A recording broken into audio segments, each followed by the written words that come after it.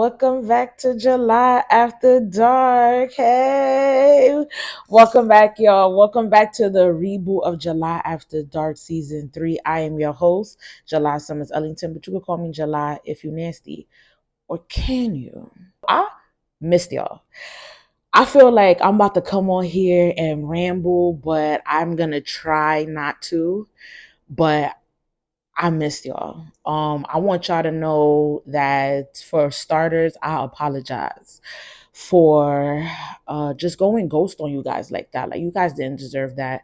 I feel like if somebody was to do that to me, I definitely would not appreciate that, not one bit.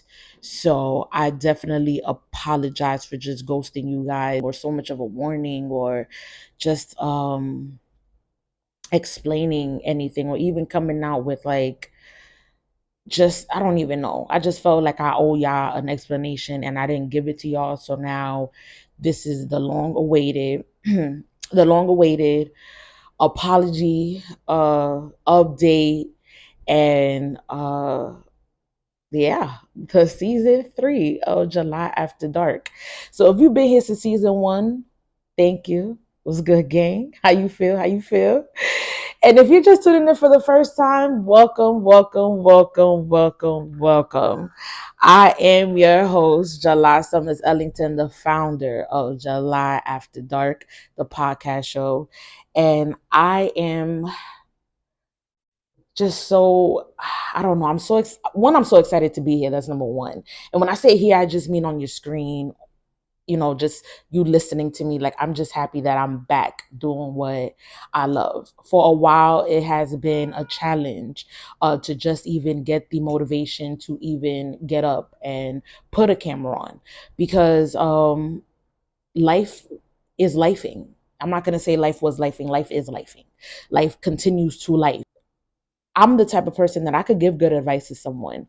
I have very, very much so giving good advice to people. So it's time to start taking my own advice. And the first piece of advice that I give to people that I now need to follow for myself is I cannot let things take me. That is literally, it sounds so cliche to say, but that is literally the devil doing its job. You let any triumph, any problem, um, any conflict really take you out of character and really derail you off your path. It really takes a toll on your mental. It puts you in a place where uh, you feel very lonely. You don't feel a lot of hope in a lot of situations and a lot of the things that you're going through. You don't see the light at the end of the tunnel, and that's a dark place to be in, especially alone. A lot of people don't have support. A lot of people don't have people to lean on. So if you do have someone or a support system to lean on and to help you through your episodes and depressions, I would gladly thank them for you, and I want to thank them for you for being there, because it's very hard to deal with mental health in general, and then to go through it alone is even the worst part. uh I can't say in its entirety that I have been dealing with mental health alone.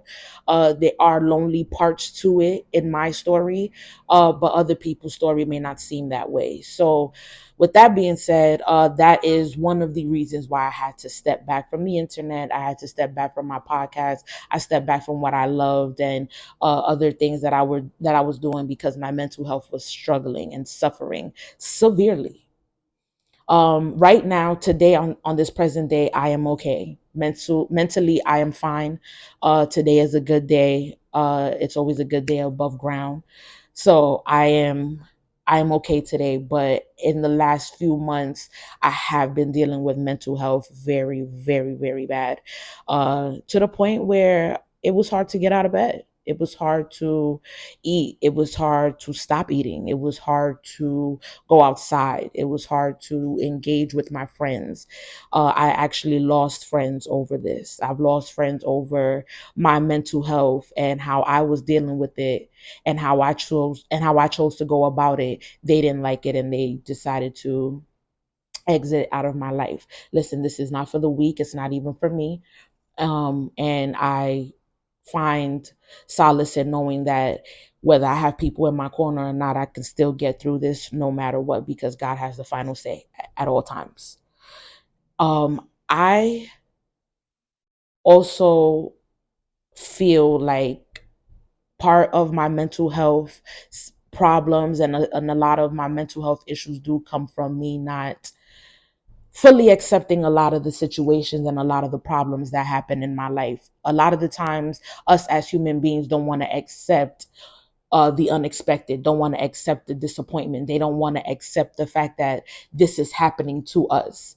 A lot of people do walk around feeling like they're invincible to a lot of things that happen in life. And I want to tell you firsthand, if you feel like it cannot be you, it will be. If you feel like that person will not do you that way, they will. If you ever felt like nothing can happen to you, it will. Stay humble at all times and stay above ground and keep your best foot forward, and you will continue to move forward in the best way possible. But if you walk around feeling like your shit don't stink, I promise you everybody can smell it. So with that being said, I had to sit here and realize that I had a problem. And the first step was identifying the fact that I had a problem. Second step was getting help. Help looks differently to everyone. Help in general sense could mean, a doctor, a therapist, depending on your situation, a nutritionist, just it all varies. Me, because my mental health was struggling, I went to therapy. I looked for help with a therapist, and I'm now back in therapy. I am I am nervous about the journey of going to therapy in my adult life. Because I've been in therapy in my childhood life. When I was a child, when I was a teenager, between the ages of 13 and 16, I went to therapy. Um, the problems that I had when I was a teenager is obviously not the problems I have now as an adult. It was a different challenge having to open up about a lot of things that were hurting me. And I didn't even know that it hurt me that bad. Because I was hurting so bad in a lot of the situations that was going on in my life, I did not know how to handle it. We're all human at the end of the day. I know I am. So we all make mistakes. And I've made a lot of mistakes uh, dealing with my mental health and not knowing how to process a lot of my feelings. Some people just don't know how to deal with things because it's their first time on that merry-go-round. And I don't like roller coasters. And that's how I felt with my mental health. My mental health was a roller coaster that I did not like. And I pushed away so many times. I didn't want to deal with this so many times. And it just eventually progressively got bigger and worse and worse and worse. But I do give people the advice to take time. It's important to take time for yourself, for your mental health, for your physical health as well, when you're going through anything, because life is not a race. You have to find a balance in what it is that you want and what it is that you're doing. The vision that we have in our minds of where we want to be and where we're at are two different things. So now we have to find the steps in between on how to get to where we want to be from where we're at.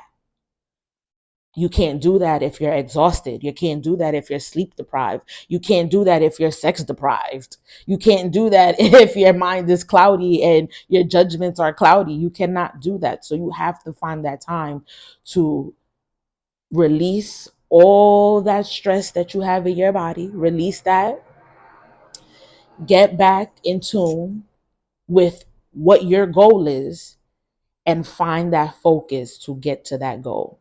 You may get off track, you may derail, you may lose focus, but the goal is to finish. The goal is to get to the end. And I just want, if this hits anybody, focus on that goal. It's okay to have different steps on how to get there, but focus on that goal. That goal's going to take you where you need to go at the end of the day, because that's what you want for yourself. Nobody's going to do for you the way you do for you. So do you with some grace. That sounds crazy to say, but do yourself with some grace. Move with, that's my favorite line. Move with grace. It's okay to fumble. It's okay to take a day off. It's okay to disconnect from the world, but reconnect, come back stronger, come back harder, and come back to finish, come back to get it done.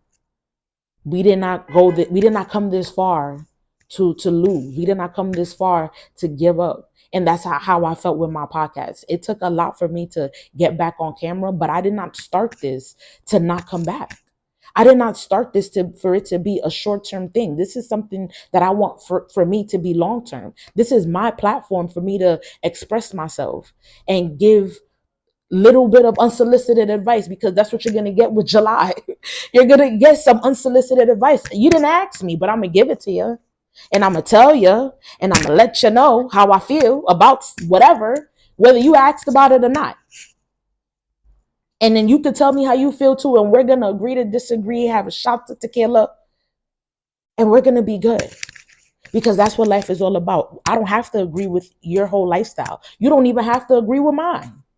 But you are going to respect me. And I'm going to respect you. And we're just going to continue to move forward just like we're supposed to. I am tired of having to explain to people why I choose to move the way that I move. I move with grace, but I also move like you can't play with me. Actually, it's not like that. It is like that. You can't play with me. But yes, mental health was declining. So I declined and I was staying home and dealing with a lot of other things and stuff. But I know everybody's been wondering, like, where July been? Like, yeah, I be on TikTok. Yeah, I be on Instagram. But where July been? I deleted my Twitter account. Where July been? I get messages like that when people happen to find me on TikTok or Instagram. They be like, "Where you been?" And I be like, "I'm just a chill girl," and I just wanted some time. I wanted some peace. I just wanted some me time. Like just me time. And I didn't feel like I was getting that being all over the internet. I didn't feel like I was getting that having to stay up to date with the internet, having to stay up to date with all my platforms. I wasn't getting any type of fucking peace. So the last couple of months I've been getting some peace, some hell, and a lot more than what I anticipated on getting. But not everything has been bad though. Besides my mental health and just lifing, I did find some love in all of this, you know, and I'm happy. That's what I know. I'm happy. I found someone I could connect with, someone who I can laugh with, someone I can joke around and be myself with. I don't ever have to hide me with him, and it's been great. That's also been helping my mental health too. Just having somebody in your corner, that doesn't judge you. They're patient and they love you, so they want to see you do good. They want to see you be great. So yeah, that's basically the little life update here. Of course, there's gonna be more to come because this is July After Dark, the third season, and I'm coming back harder and better than ever. I'm coming harder. Can I say that? I could say that, right? I could say that, right? I'm coming back, and I'm not leaving this time. So prepare to be sick of me. All right, get prepared to be sick of me because I'm not going nowhere. I'm in this hole, and if y'all in this hole with me, y'all know what the fuck to do. Feel me? Hi. Listen, I'm your host, July Summers Ellington, and you can still call me July if you fucking nasty. You can add the fucking part now. But you can call me July if you nasty, all right? And you're tuned back into July After Dark, the podcast show.